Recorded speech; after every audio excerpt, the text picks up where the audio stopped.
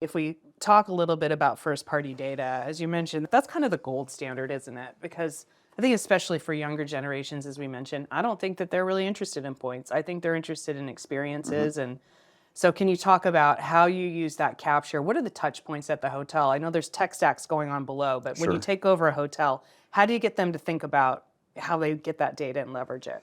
That's a great question. I mean, obviously, the reservation process and those interactions through check-in, our mobile registration, website opt-in. I think a key element to first-party data capture is lowering the bar for receiving it.